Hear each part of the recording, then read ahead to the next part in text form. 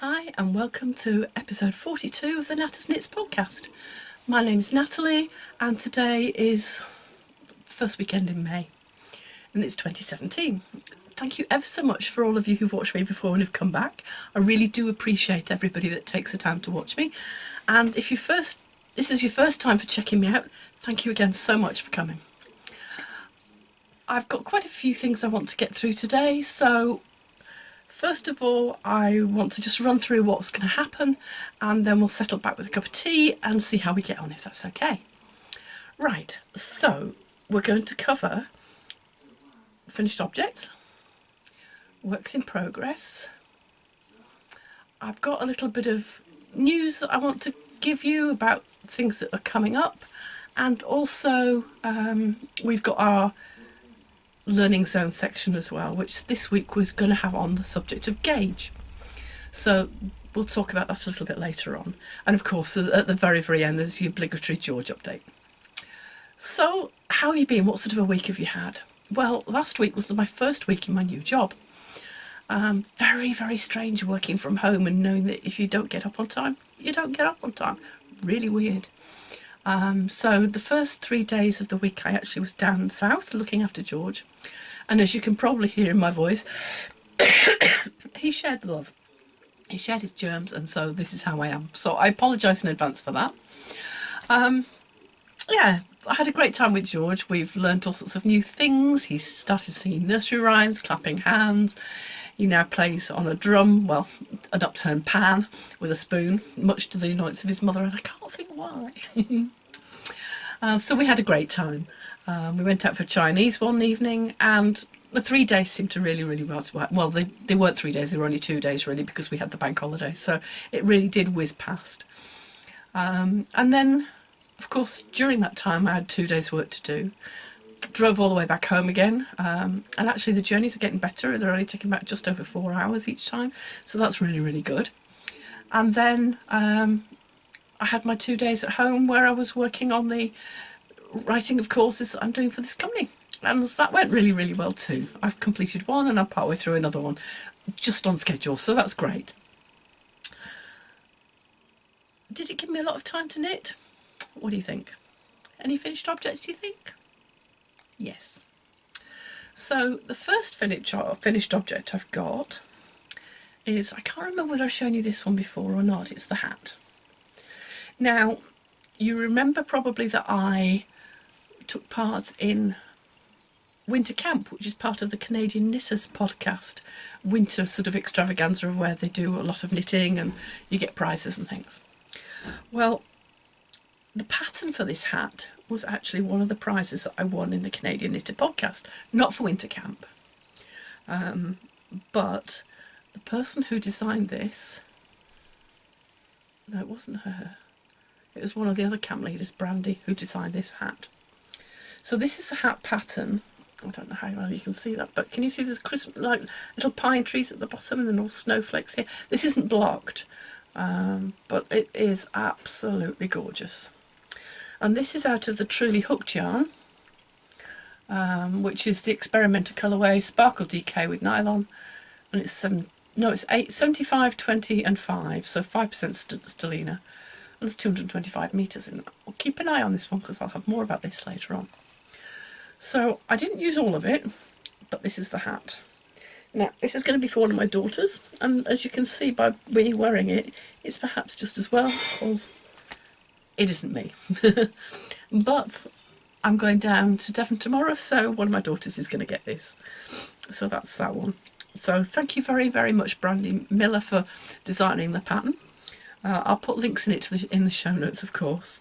I do recommend it as a pattern, dead easy to do, and it's one of those ones that you really want to go on and knit because you just want to see how it all knits up, because there's different bits to it, these snowflake bits for instance, as well as the trees at the bottom of the hat.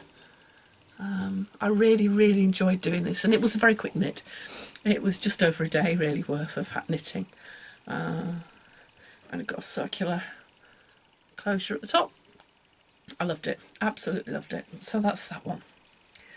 The second finished object,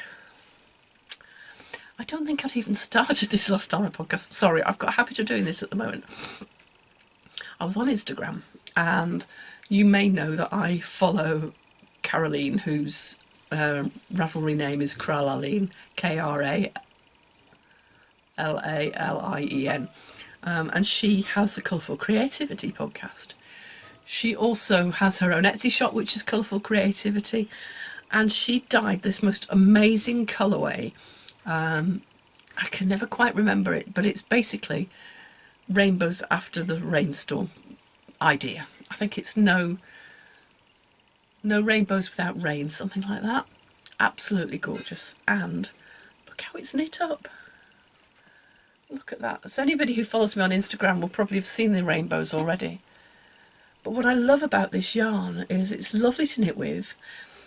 Each one of the bits of the colour turn up as one stitch on the needles. So it's just an absolute pleasure to see it as you're going through. And this is Flax Light by Tin Can Knits. For George, obviously. It's not going to fit me, is it? And this knit up very, very quickly. I love it because it's a top-down construction, so there's no seaming. There's no... Oh, it just makes it so uncomplicated. It's fantastic. So there we are. That's the Flax Light. I decided to only make short sleeves because it's coming up to warmer weather, but also because George has got this awful habit of getting himself really mucky, food up his sleeves, and so I thought this would be an awful lot better, really. So that's the Flax Light. It hasn't taken up a whole skein. In fact, I should save it for work in progress, but one of the few works in progress I've got on the go at the moment is actually I'm using up the remains to make a hat. Not for George, excuse me, but an adult size hat. Probably very similar to, I've just made it up as I go along, you know what I'm like.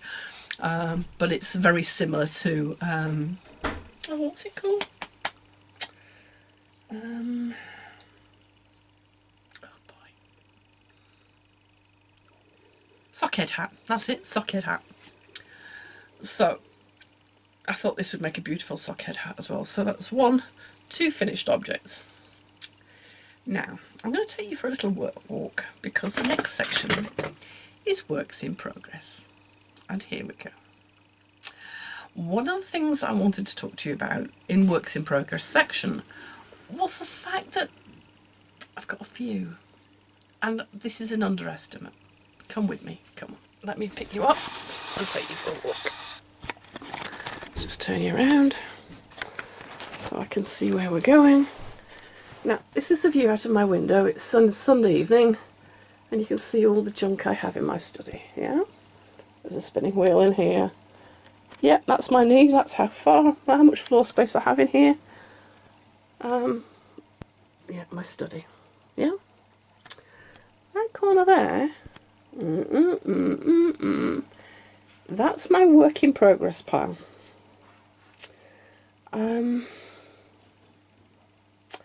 I think the next episode I do, I'm actually going to dedicate to that dreadful pile. And you'll see why as we begin to go through it. Sorry about the movement, guys. Right. So, apart from all of that, there is a blanket and there is a jumper that isn't in that. And also the hat that I just talked about. And the blanket is huge, and the jumper is, well, it's a grown man size. It's out in the garage. It's out there because I had to put it in the freezer because I had I thought I had a moth problem. I wasn't sure. So just to be on the safe side, I froze it and then unfroze it and then froze it again. But I've left it out there, so I might have to freeze it again because I'm not really sure. So that was that one. Now, in that lot, I can see at least 2-3 shawls. There's blankets. I know there's a couple of jumpers in there. So what I'd like you all to do, if you will, is go over to the Ravelry group, to the Knatters Knits group, and sign up to join me in Stash Dash. Not heard of Stash Dash before? Well, what Stash Dash is it's come from a podcast called The Knit Girls, and that's with 3 L's, I think. Yeah, 3 L's. And that's Laura, who's known as Lala, and Leslie, who's known as You Don't Call Me Les on Ravelry. Now, it's all Laura's baby. Leslie says she doesn't have anything to do with it. But because Laura is a librarian and she's off for the school summer holidays in the States, she devotes the whole of her summer holidays to trying to decrease her stash and to finish up all those works in progress. So for the first time this year, I've decided to do exactly the same. I think I'm going to try and clear some of that. Now, that'll be a great relief to my family, because they're always going, what have you got on your needles now? I don't remember that one. So I want to try and actually finish some of the objects. Whether I will or not is another matter. If you want to know exactly what Stash Dash entails, go into the Ravelry groups, look for the Knit Girls, and look at the Stash Dash thread, and all the explanations are in there. But just to make it more interesting for this group, because Stash Dash is supposed to be a challenge where you challenge yourself, I also want to reward you for taking part and clearing up some of your stash by giving you more stash. Yeah, it makes sense, doesn't it? So what I'd like you to do is to join me and see if we can clear some of our stash. Now, I don't mean that I'm going to post my projects to you guys, although I'm quite happy to do that if you want to finish them for me. But what I'd like you to do is, if there are things that you think, oh yeah, actually, we could get that done over the summer, have a go, join me. Post your pictures in there as you do it. Now, it doesn't start yet for a few weeks, I don't think. It's probably the end of May. But follow the Knit Girls thread and you'll see. So that's that one.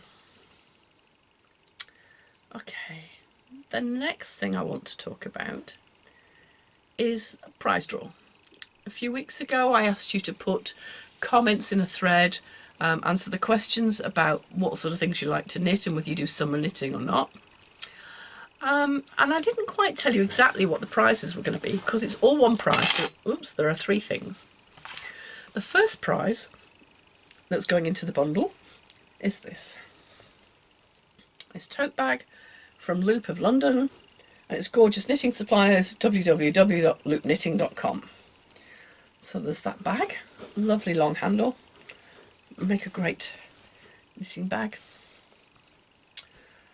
And let's fold it up again so I can get it back in the post. The next part of the prize for the same person is this book.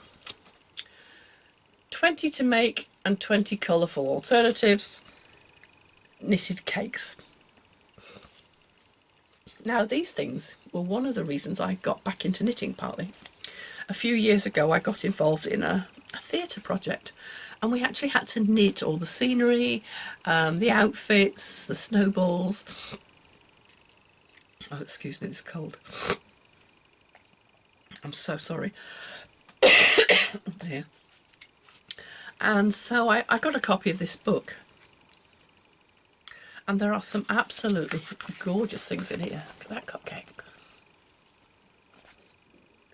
Yeah. So we made some things out of here. There were sandwiches, somebody knitted bottles, a camera, everything for this particular play was all knitted, and it was great. We had a great time. So this copy is brand new because I didn't realise I have two copies, so that one's going into the prize pile as well. And the third thing, you may recognise this, is the second skein that I got of the Truly Hooked experimental colourway in DK. Now, I'm not giving this away because I don't like it, because I do, but as you could tell by the hat, it ain't me. It really just isn't me. So I'm going to be giving this, and this is a club colourway, so it is actually quite exclusive. So with this and this and this in mind, what I did earlier on this afternoon was I went and, obviously the thread's closed, I went and looked, and there were threads, thread went from 1 to 18. I know I put a couple of comments in as we went, so if it came up that I got one that was for me, I just did another random generate, but it didn't actually happen that way, so that was good. So I put in numbers 2 to 18 because obviously mine was the first post, and the winner, if she would like to contact me, is Little Angels 2. Sarah, You're an absolute gem. You're a delight to have as a podcast viewer because you're always commenting, and it's lovely to have you keep joining in with things. So I'm really pleased that you came up as the person to win this lot. So I'm going to get this in the post to you over the next few days. Bear with me because, again, I'm heading south, but I'm actually going to be away for about 10 days this time, although the family is still here. I'm not. So it may take a while for me to find a post office, but these are winging their way to you. So that's that one. Okay, what else to tell you? My mind is rather distracted by that large pile of things that I have just promised to do. But before we do that, before I even go there, and that will be next week, I promise, because I'm going to try and photograph some of the things and then we can talk about them and have a thread about them. One of the things I want to talk to you about this week in the Learning Zone, coming up in just a minute, is about gauge. So if you are interested at all, go and get yourselves a brew. If you've got something that looks like this, no, not with my face in it, go and grab it, and we're going to talk a little bit about gauge.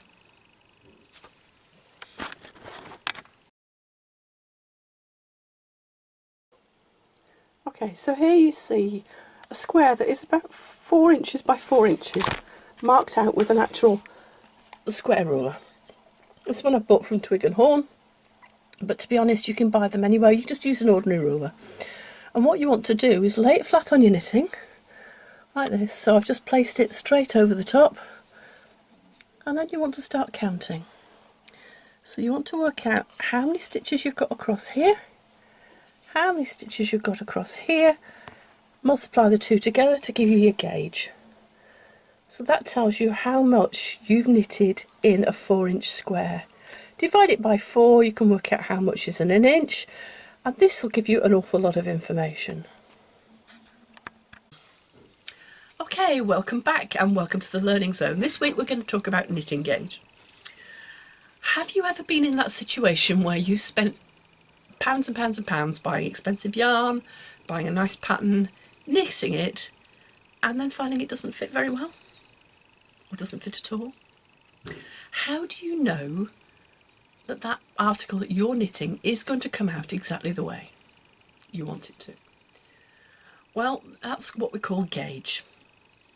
And most people will probably say, gauge swatches, I don't do them. Well, in my opinion, having made one very expensive jumper and found that it didn't work, I will now never ever ignore gauge ever again. Because you need to know that the person who created the pattern knit at a certain denseness, didn't they? Whether they're a loose knit or a tight knitter really is important when you come to make your copy of what they've designed. So how do you go about it? Well, you need to do what they call knitting a swatch. A knitting swatch basically, I mean, you can do it as small as you like, but ideally you want to do something that is about this size, 4 inches by 4 inches. That's why I have this tool. Now this one I got from Twig and Horn, but you can get them from all sorts of different places, or you could just use a ruler. But you need to knit something that's about 4 by 4. In a minute I will pop a video in, or at the very end, to show you how I measure. But you need to make sure that that jumper is going to fit you. So what happens if you don't? What happens if you've done your swatch and actually it's smaller than the one? So you're getting a lot more stitches into your 4-inch square than the person who knit it. Well, if you've got a really good pattern writer and they've had it tech edited properly, they will have put a gauge on the pattern. Let's just see if I can find a knitting pattern now and see. Let's just do this out of random, because I've got a bookcase here covered in knitting books. Right. Okay, on this one, this book is Vera Valimaki's and it's Colour Wheel Knits. So, colour yoke, rows, finished measurements, chart key, gauge, yes. So actually here on this pattern she says what the gauge is. So when she was making this Green Cables cardigan, she got 18 stitches and 26 rows in a 4-inch square. So that's really, really helpful, because if you've got that information in your pattern, then you'll know whether you're knitting exactly the same as them, smaller or larger. And you're more likely to get an article that actually fits you or the person you're making it for. So what happens if you don't get what they call gauge? And you hear a lot of people talking about it. Oh, I didn't get gauge. What does that mean? Well, basically it means that you didn't get the same as Vera. So you didn't get 18 stitches and 26 rows. What happens if you've got 20 stitches and 24 rows? It means your knitting is bigger. So what are you going to do about that? You want to make it smaller, don't you? So you're actually going to have to get more in, you're going to have to make your needles smaller. Yeah. If you want to get more stitches into your square, you've got to use a smaller knitting needle. And if you want to make it bigger because you're knitting too tight, you need bigger needles. So that's why this is really, really helpful. I'm going to include a clip here at the very end now about how I measure, and I've done it actually on a diagram, on an article for you. All I use is a knitting needle like this, so I can actually count off the rows, use my thing and use my article. Yes, I know it's a pain, but if you're going to spend hours, let's face it, it could be hundreds of hours you're spending on that absolutely exquisite shawl or jumper or skirt or blouse or whatever it might be. If it doesn't fit you, what a waste of time. So my recommendation is get yourself a ruler of some sort, even if it's just an ordinary school ruler. Count, and we can all count to 20 or 30 or 40. Do it. Because then at least you can say, look, this is what I got, how do I reduce it? You can always go on Ravelry and ask somebody and they can give you some more advice. But if you don't do it, what chances have you got that that lovely, lovely top is going to be too thin and you can't get it on and you're fighting with it? Or it's way too big and you're just not going to be seen out in it. And are you going to want to rip it out again? I don't think so. So that's it for the Learning Zone this week. There'll be more next time. Thank you.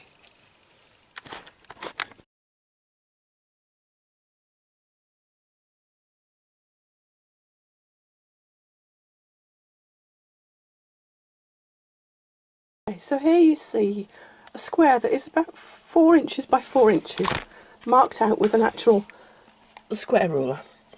This one I bought from Twig and Horn, but to be honest you can buy them anywhere. You just use an ordinary ruler. And what you want to do is lay it flat on your knitting, like this. So I've just placed it straight over the top, and then you want to start counting. So you want to work out how many stitches you've got across here, how many stitches you've got across here, multiply the two together to give you your gauge. So that tells you how much you've knitted in a 4-inch square. Divide it by 4, you can work out how much is in an inch, and this will give you an awful lot of information.